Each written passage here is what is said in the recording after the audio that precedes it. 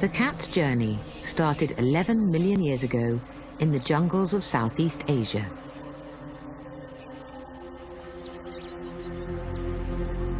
Here, the first cat prowled the rainforest.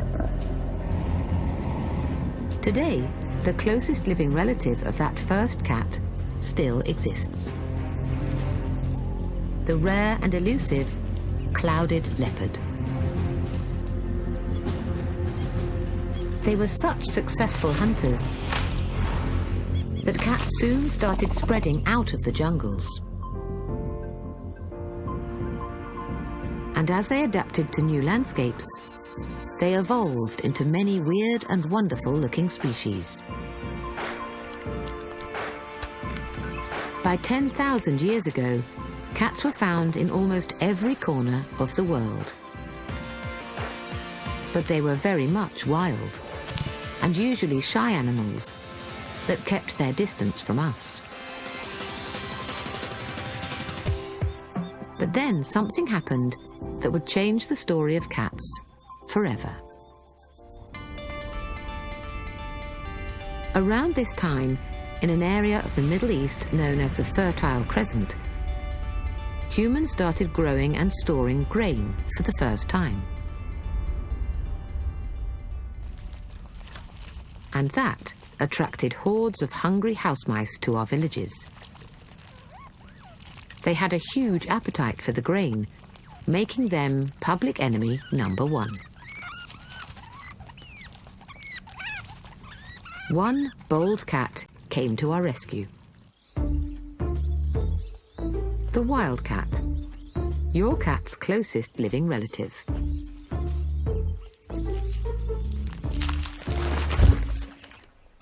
He stands about knee height and has a slightly bigger body than your average moggy.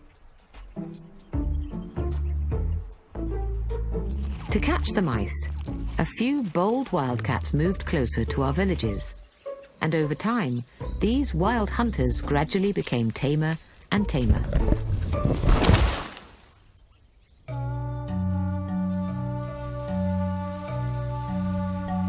It was in Egypt, 4,000 years ago, that we had the first evidence of cats coming into our homes. Hieroglyphs show cats hunting birds and vermin amongst the crops. And it was said that if a family cat died, every member of the household would have to shave off their eyebrows as a mark of respect. But to the ancient Egyptians, cats were far more than just house pets. In the vaults of Manchester Museum, Egyptologist Campbell Price has evidence of their godlike status. Primarily, cats were useful in a sense. They kept vermin down. But the Egyptians had a relationship to animals generally where they saw them as a stage between human beings and gods. And there is something about the aloofness of the cat which I think appealed particularly to the ancient Egyptians, and which today many people associate with ancient Egypt. But there was a much darker side to the Egyptians' feline fascination. As divine creatures, cats were offered as gifts to the gods. For thousands of years, the nature of these gifts remained a mystery. Now, using the latest scanning technology, Campbell and colleagues at Manchester University have been able to peer inside. So what you can see here is a CT scan of a rather nice wooden coffin, and the whole coffin has been covered in a layer of plaster, and then it's been painted. And then there's a nice detail in that the eyes would have been inlaid with glass and with stone, so it would really have a lifelike appearance when it was finished. This piece we can look inside of, and we can see that inside there is a complete cat skeleton in there. The cat's remains were mummified and sold to pilgrims as offerings to the gods.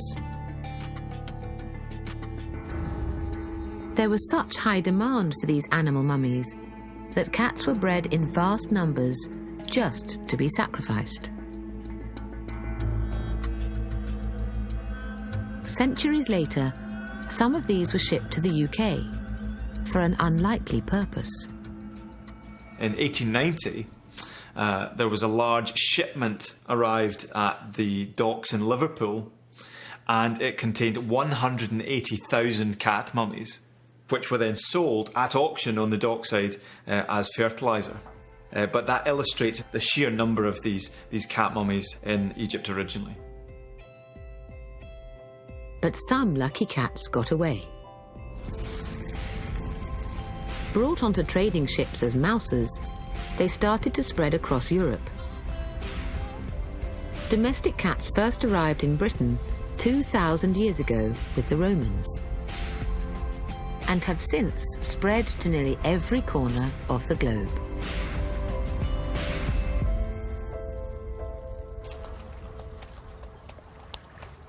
Today, there are 600 million domestic cats in the world, making them by far the most successful of all the 37 different species of cat.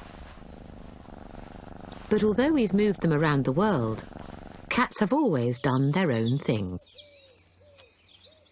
Because our only use for them was as hunters, something they do quite naturally, we've never bred them for a particular purpose. That's certainly not the case with their canine counterparts. Dogs have been domesticated 3 times longer, some 30,000 years. And we've bred them for really specific purposes.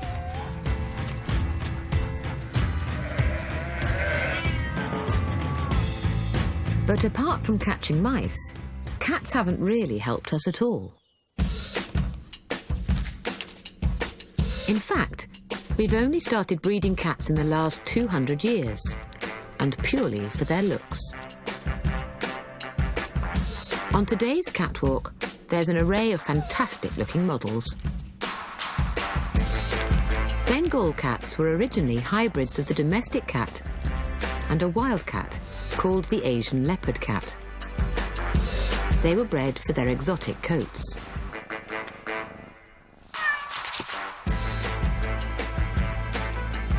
The Selkirk Rex looks like he's had a perm. A genetic mutation caused those curly locks. And perhaps the oddest of all breeds, the Sphinx was selectively bred for its baldness. In some cats, even the whiskers are lost.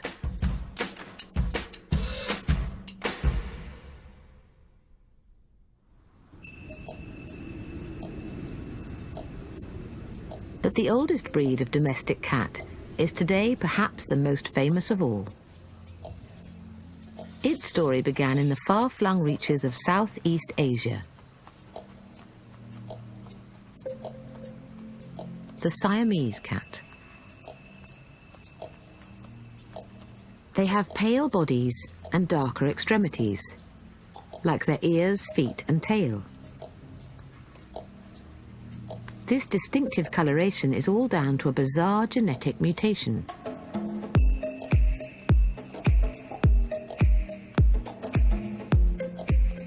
Only the fur on the cooler parts of the body produce any colour pigment.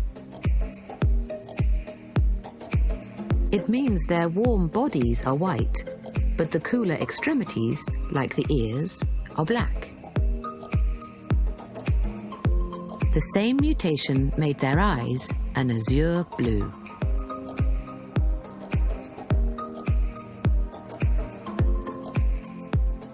These distinctive features have made Siamese cats one of the most popular breeds of all.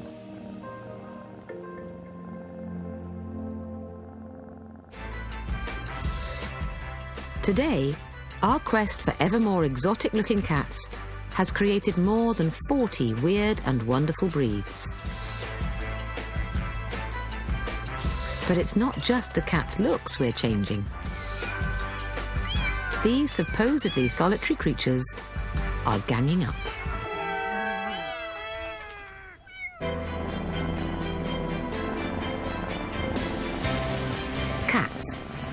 They've been living alongside us for 10,000 years.